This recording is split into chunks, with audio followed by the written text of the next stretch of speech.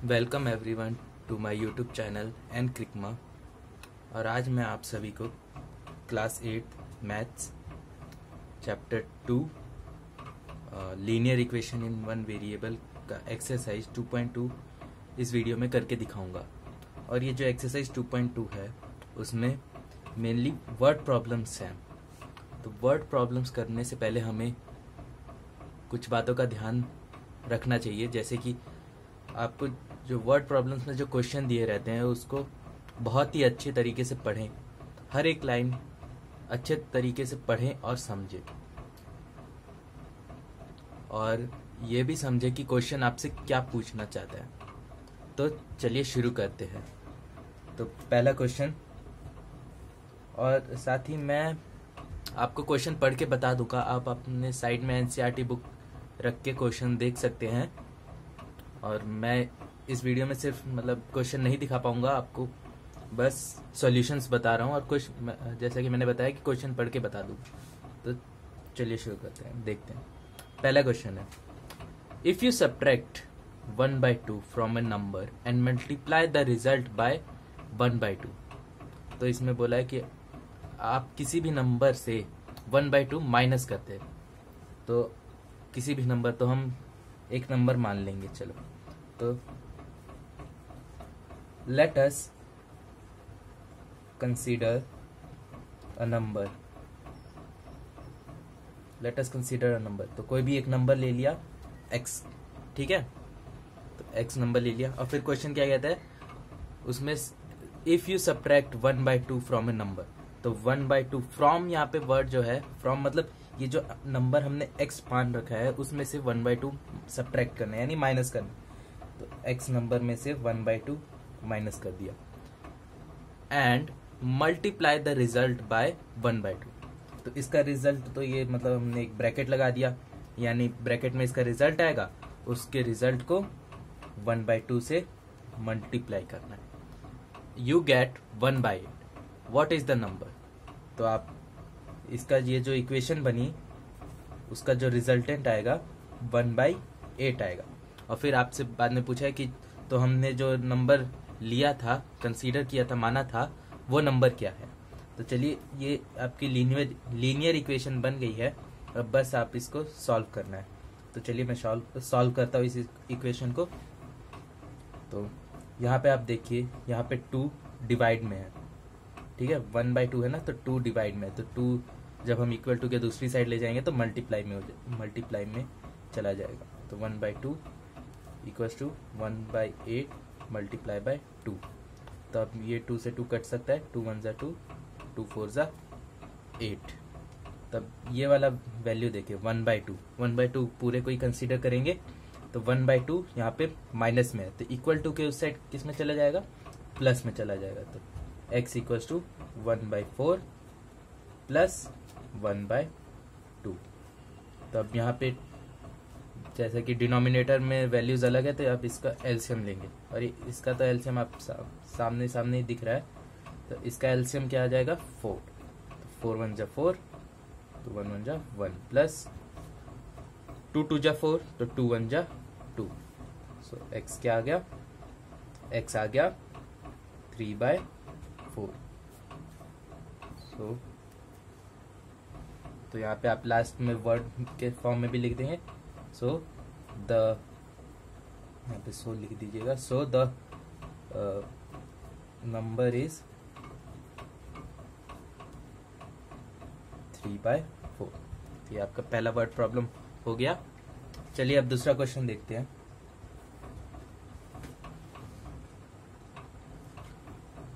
The perimeter of a rectangular swimming pool is 154 metre. तो यहाँ पे पेरीमीटर, तो पेरीमीटर क्या होता है, बाउंड्री होता है। तो यहाँ पे रेक्टेंगुलर स्विमिंग पूल की बाउंड्री दे रखी है जो कि 154 मीटर है।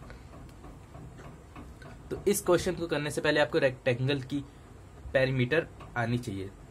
तो मैं यहाँ पे पेरीमीटर का फॉर्मूला लिख देता हूँ रेक्टेंगल का। तो perimeter of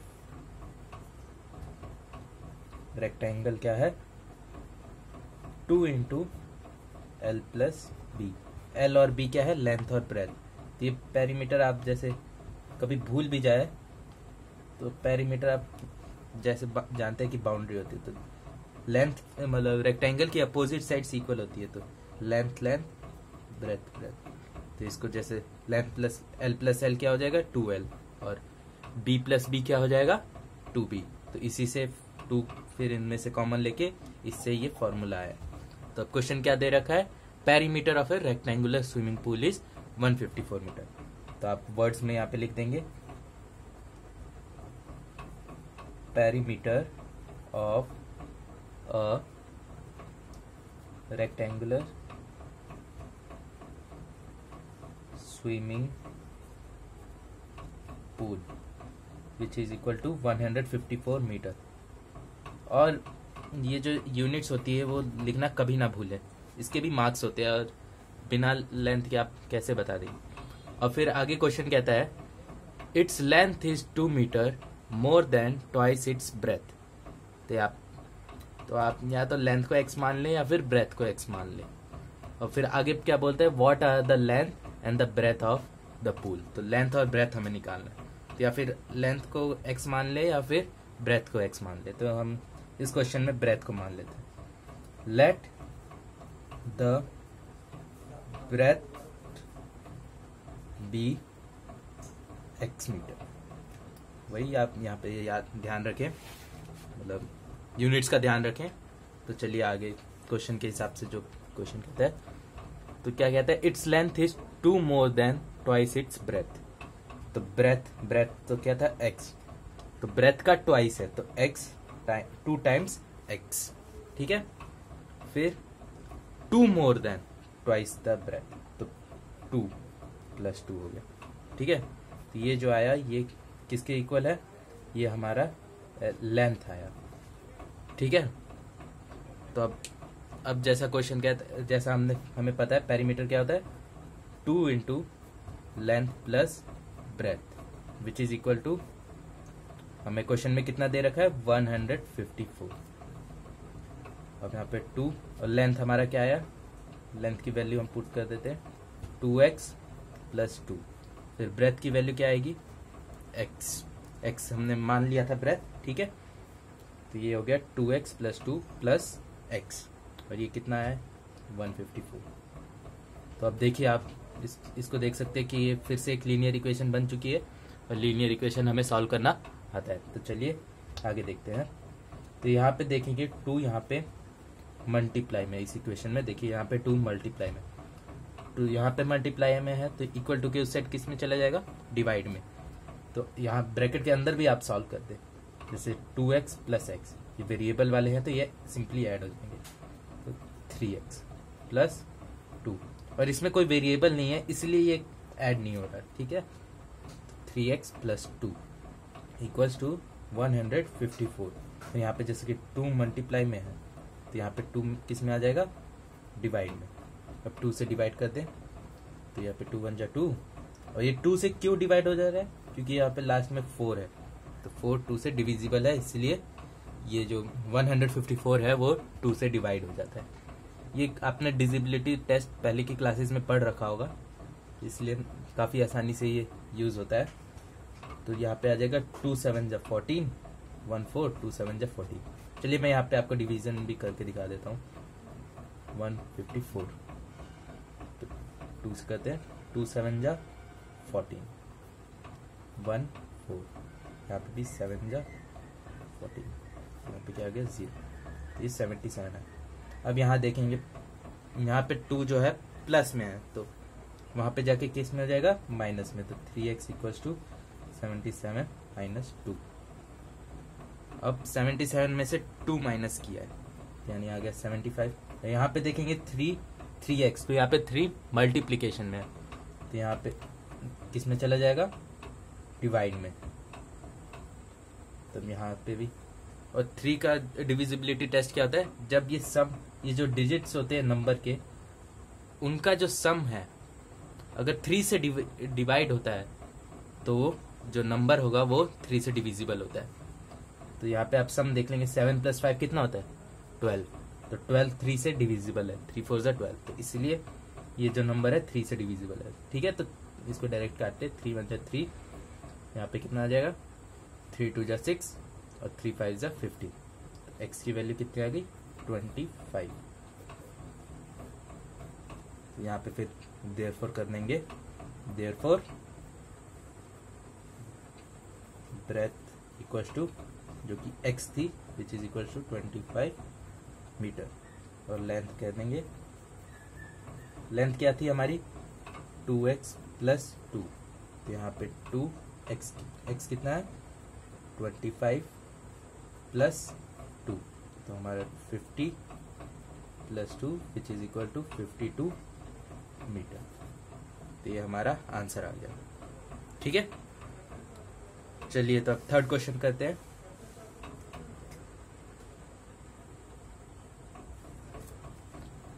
the base of an isosceles triangle is 4/3। तो आपको पता है आइसोसेलेस ट्राइंगल क्या होता है?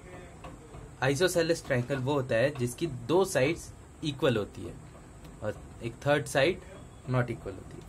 The perimeter of the triangle is 4 2/15 centimetre. What is the length of either of the remaining equal sides? तो ये आपने क्वेश्चन ध्यान से पूरा पढ़ा है, तो आइसोसेलेस ट्राइंगल यहाँ पे मैं बना देता हूँ। यहाँ पे क्या दे रखा है बेस 4/3, और जैसा कि लास्ट में क्वेश्चन की लास्ट लाइन आप पढ़िए ध्यान से, what is the length of either of the remaining equal sides, यानी जो इसकी इक्वल साइड्स है उसकी इसने वैल्यू नहीं दे रखी, जो अनइक्वल साइड है यानी बेस है उसकी वैल्यू दे रखी है। तो इससे आपको पता भी चल जाएगा कि इसने इक्वल साइड की वैल्यू दे रखी है या फिर अनइक्वल साइड की जो लेंथ की वैल्यू दे रखी है। ठीक है, तो ये आप इसीलिए मैंने कहा था आपको पूरा क्वेश्चन अच्छे से पढ़ें। और फिर यहाँ तो इक्वल साइड है तो दोनों एक्स ही साइड हो जाएगी। ठीक है, तो यहाँ पे क्या दे रखा है पेरीमीटर ऑफ द ट्राइंगल, तो यहाँ पे लिख देते हैं perimeter of the given triangle. ठीक है, जो हमें ट्राइंगल दी, और ट्राइंगल का यहाँ पे साइन भी सिंपली बना सकते हैं, इक्वल्स टू 4 2/15। तो ये अभी मिक्स्ड फ्रैक्शन में लिखा हुआ है सेंटीमीटर, तो आप इसको इम्प्रॉपर फ्रैक्शन में चेंज कर लेते हैं। तो 15 4 जा 60 + 2 62/15 सेंटीमीटर। और फिर हमें क्या दे रखा है base of an isosceles triangle, तो यहाँ लिख देते हैं base of an isosceles triangle which is equal to 4/3 centimetre. और फिर हमें क्या निकालना है, जो रिमेनिंग 2 साइड्स थी उनकी वैल्यू निकालनी है, तो हम उसको लेट कर लेते हैं। ठीक है, so let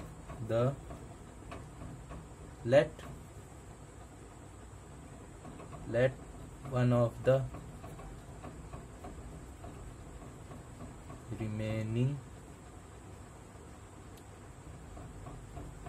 of the remaining equal sides be x centimetre. तो हमने क्या मान लिया है x सेंटीमीटर मान लिया है रिमेनिंग इक्वल जो साइड्स थी। तो पेरीमीटर इसमें दोनों ही साइड्स इक्वल साइड्स है, तो सिंपली दोनों साइड्स इक्वल है तो सिंपली दोनों साइड x ही हो जाएगी। ठीक है, तो यहाँ पे हमारा पेरीमीटर का फॉर्मूला काफी सिंपल हो जाता है क्योंकि इक्वल साइड है।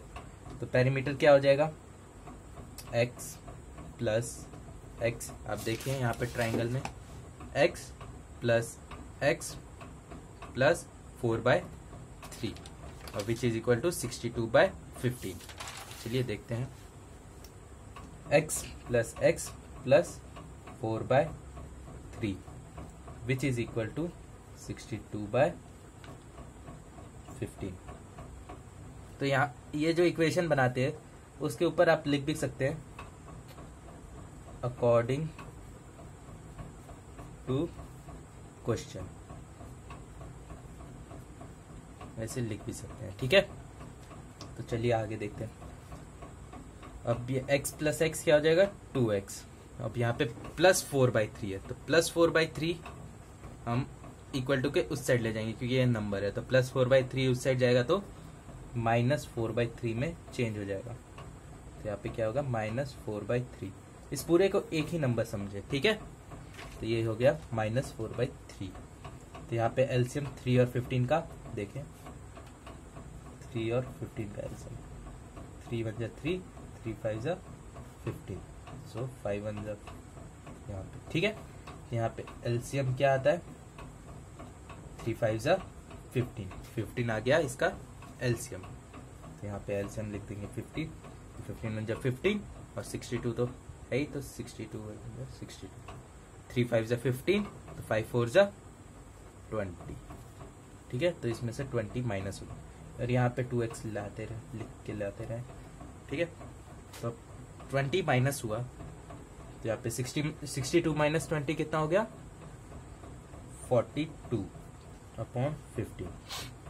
अब यहाँ देखिए 2 यहाँ मल्टीप्लाई में है, तो यहाँ क्या आ जाएगा, राइट हैंड साइड जाने के बाद क्या हो जाएगा, डिवाइड में हो जाएगा। देखते हैं, x equals to 42/15 into 1/2, 2 divide में आ गया, ठीक है। तब 2 से इसको डिवाइड कर देते हैं, यहाँ पे क्या आ जाएगा, 2 2 जा 4, 2 1 जा 2, तो x की क्या वैल्यू आ गई, 21/15 सेंटीमीटर। अब इम्प्रॉपर फ्रैक्शन में, तो आप प्रॉपर फ्रैक्शन में ले आइए, तो 21 को 15 से डिवाइड करते हैं, 15 1 जा 15, यहाँ पे क्या आएगा 6, ठीक है।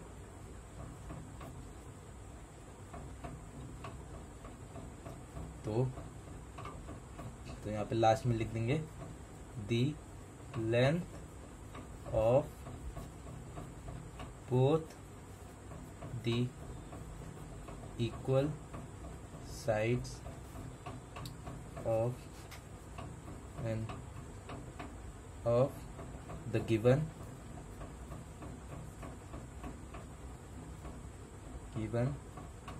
isosceles triangle is equal to x which is equal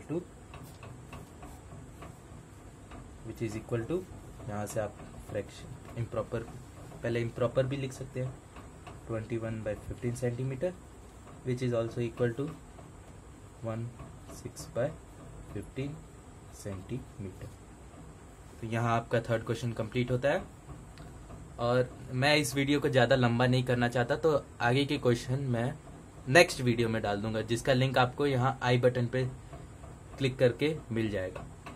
तो अगर आपको मेरा ये एक्सप्लेन किया हुआ समझ आ रहा है तो प्लीज़ इस वीडियो को लाइक कर दें और मेरे चैनल को सब्सक्राइब कर दें।